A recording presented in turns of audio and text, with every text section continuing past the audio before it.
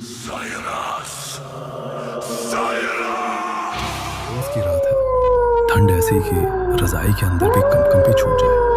कोहरा इतना घना है जैसे किसी ने आसमान से सफेद चादर गिरा दी। गांव के नुक्कड़ पर राजू की चाय की दुकान ही एकमात्र सहारा है, जहां केतली की भाप और अलाव की आग से थोड़ी राहत मिल रही है।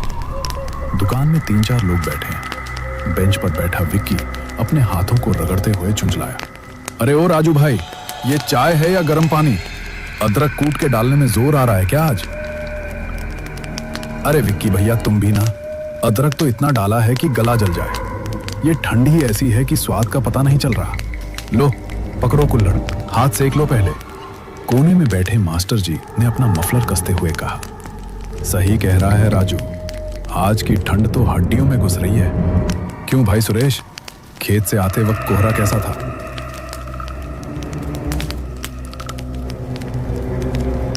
पूछो मत मास्टर जी, हाथ को हाथ नहीं सूझ रहा। ट्रैक्टर की लाइट भी 2 कदम आगे नहीं जा रही। मुझे तो डर लग रहा था कि कहीं रास्ते से भटक ना जाऊं। तभी अंधेरे में से खटखट की आवाज आई। किसी की लाठी जमीन पर बज रही थी। धुंध को चीरते हुए एक बुजुर्ग आकृति दुकान की सीढ़ियों पर चढ़ी। ये दीनू चाचा थे, गांव के सबसे पुराने और तजुर्बेकार आदमी। लो आ गए हमारे दीनू चाचा, अब जमेगी महफिल। चाचा इधर आ जाओ, आग के पास जगह खाली है। राम राम भाई सबको। उफ, आज तो यमराज खुद हवा बनकर घूम रहे हैं। ए राजू, एक कड़क चाय बना बेटा, और हाँ, थोड़ी चीनी कम रखना। अभी लो चाचा, बीड़ी जलाओगे? हाँ भाई, ला माचिस दे।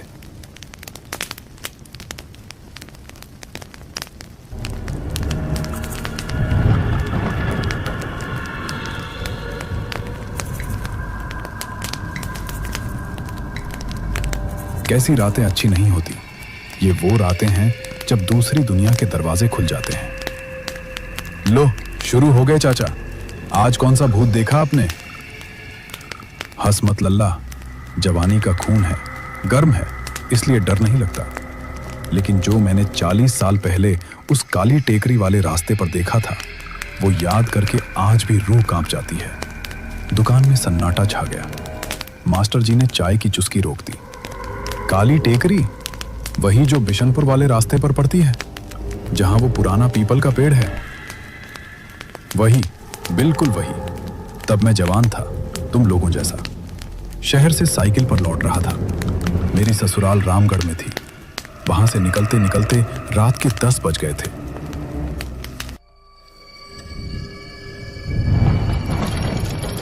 मैंने सोचा शॉर्टकट ले लूं, जल्दी घर पहुंच जाऊंगा।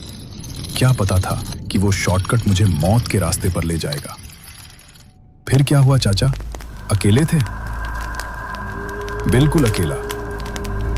सन्नाटा ऐसा कि अपनी सांस की आवाज भी हथौड़े जैसी लग रही थी। साइकिल के पैडल की चर चर के सिवा कुछ नहीं।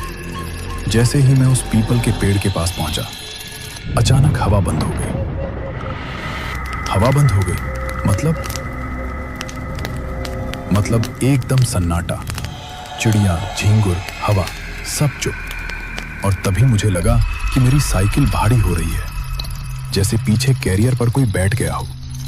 मैंने सोचा शायद टायर में हवा कम है, लेकिन जब मैंने जोर लगाया तो साइकिल आगे ही न बढ़े। आपने पीछे मुड़कर देखा? यही तो गलती की मैंने गर्दन घुमाई और मेरी जान सूख गई। मैंने देखा कैरियर पर एक औरत बैठी है, लेकिन उसके पैर उल्टे लटक रहे थे और जमीन से घिसट रहे थे। अब हंसी गायब थी। धत तेरी की, फिर आपने क्या किया? क्या करता, गला तो सूख कर लकड़ी हो गया था। आवाज नहीं निकल रही थी। वो औरत मेरे कान के पास आकर फुसफुसाई, तेज चलाओ ना, मुझे घर नहीं छोड़ोगे। उसकी आवाज में ऐसा दर्द था और साथ ही ऐसी ठंडक कि मेरा खून जम गया। मैंने हनुमान चालीसा पढ़ना चाहा, लेकिन मुंह से शब्द ही नहीं फूटे। मैंने बस आंखें बंद की और पेडल पर पूरा जोर लगा दिया। जय बजरंगबली बोलकर साइकिल भगाई। जैसे ही भगवान का नाम लिया, पीछे से एक जोरदार झटका लगा और वो बोझ हल्का हो गया। सुरेश, बच गए? दीनू चाचा, रुको तो सही, अभी कहानी खत्म कहाँ हुई? मैं जान हथेली पर रखकर भागा, पसीने से लथपथ। थोड़ा आगे गया तो देखा सड़क किनारे एक आदमी खड़ा है, हाथ में लालटेन लिया। मास्टर जी, कोई गांव वाला होगा। दीनू चाचा, मुझे भी यही लगा। उसने आवाज दी, अरे भाई गिर जाओगे, इतनी हड़बड़ी क्यों? मुझे लगा फरिश्ता मिल गया। मैं साइकिल रोककर उसके पास गया। मैंने हांफते हुए कहा, काका, पीछे पीछे कोई था, मुझे बिशनपुर जाना है, रास्ता भटक गया हूं। उसने मदद की। दीनू चाचा, उसने बड़े प्यार से कहा, अरे डरो मत, मैं भी उधर ही जा रहा हूं, मेरे साथ चलो। वो आगे आगे लालटेन लेकर चलने लगा। हम बातें करने लगे। उसने मुझसे मेरे घर परिवार का सब पूछा। मुझे बड़ा सुकून मिला कि चलो कोई इंसान तो है। लेकिन चलते चलते मुझे ध्यान आया कि हम कच्ची पगडंडी पर जा रहे हैं। बिशनपुर का रास्ता तो पक्का था। राजू, फिर? दीनू चाचा, मैंने उससे पूछा, काका ये रास्ता तो खेत की तरफ जा रहा है। वो बोला, नहीं नहीं, ये शॉर्टकट है। तभी मेरी नजर जमीन पर पड़ी। लालटेन की रोशनी में मुझे मेरे तो पैर दिख रहे थे, लेकिन उस आदमी की कोई परछाई जमीन पर नहीं थी। सुरेश, हे भगवान, मतलब वो भी?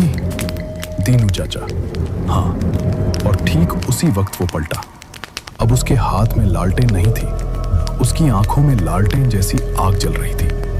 उसका चेहरा वो सड़ा गला था, जैसे बरसों पुरानी लाश हो।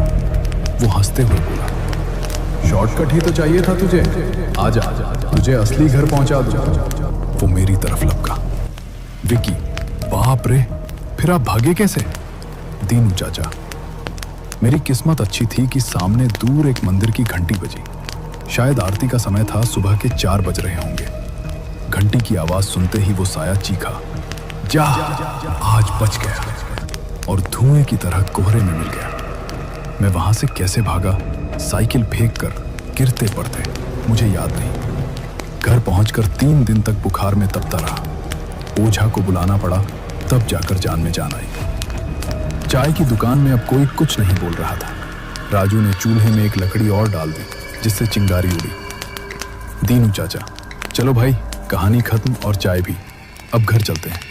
और विकी बेटा, रात को शॉर्टकट मत लेना कभी, सीधे रास्ते चलना, चाहे देर हो जाए। दीनू चाचा लाठी टेकते हुए अंधेरे में गायब हो गए। विक्की, राजू भाई, तुम भी उसी तरफ जाते हो ना, साथ चलें क्या? राजू, क्यों विक्की भैया, डर लग रहा है? चलो, मैं दुकान बंद कर ही रहा हूं, साथ ही चलते हैं। मास्टर जी, रुको, हम सब साथ ही निकलेंगे। आज का कोहरा कुछ ज्यादा ही डरावना लग रहा है।